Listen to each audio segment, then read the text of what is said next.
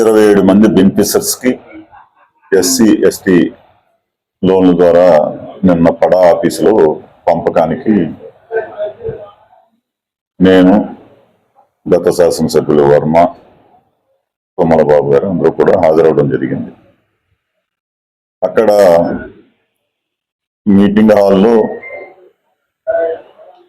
పవన్ కళ్యాణ్ గారిది అలాగే సీఎం గారిది కూడా పెద్ద ఫ్లెక్స్లు పెట్టడం జరిగింది. మీటింగ్ హాల్లో బయట స్థానిక శాసనసభ్యుడికి ఒక బ్యానర్ కట్టడం, లోన మీటింగ్ లోంచి కేకలు వినపడుతుంటే నేను బయటకు వచ్చిన పరిస్థితుల్లో అక్కడ జరిగినటువంటి పరిస్థితి, అక్కడ బ్యానర్ ని లాగేసి హల్చల్ చేస్తున్నటువంటి దాన్ని సింపేసి బ్యానర్ కనిపించడంతో ఈ తప్పిది. ఇటువంటి కార్యక్రమాల ద్వారా మీరు ఇప్పటికే ప్రతిసారి ఇదే పని కింద చేస్తా ఉన్నారు. ఏదో రకంగా మీడియాకి రావాలి, పవన్ కళ్యాణ్ గారి మీద జనసేన పార్టీ మీద ఏదో బురదజల్లే కార్యక్రమం, మీరు వ్యక్తిగత ప్రయోజనాల కోసం ఇలా చేయడం అనేది కరెక్ట్ కాదు.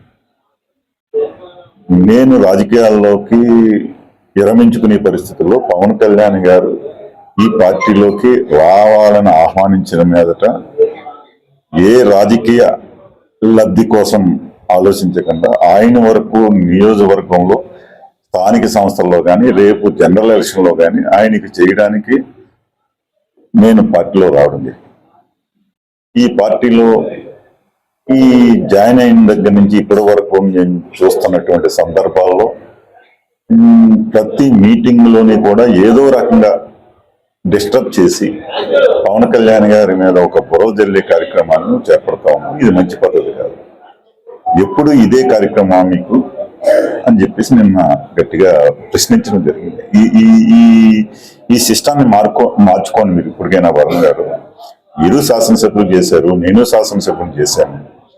చేసినప్పుడు స్థానిక శాసనసభ్యుడికి స్వాగతం చెప్తారు. గతంలో మీరు శాసనసభ్యుడిగా ఉన్నప్పుడు ఇదే పని మీరు చేశారు, నేను శాసనసభ్యుడిగా ఉన్నప్పుడు ఎవరైనా సరే శాసనసభ్యుడికి స్వాగతం చెప్తారు.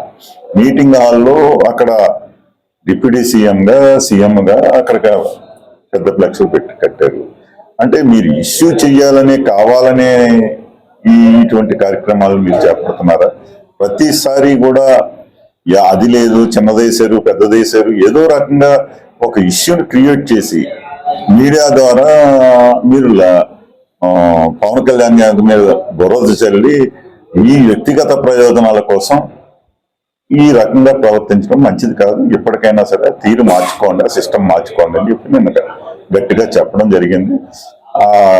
అది వర్మ గారికి ఎప్పటికీ కూడా నేను ఒకటే చెప్తున్నాను, కూటమిలో ఉన్నాము, కూటమి ధర్మాన్ని పాటించే విధంగా ముందుకెళ్ళవలసిన అవసరం ఉంది. మా నాయకులు ఎప్పుడు కూడా ఈ రోజుకి కూడా ఎప్పుడు కూడా మాకు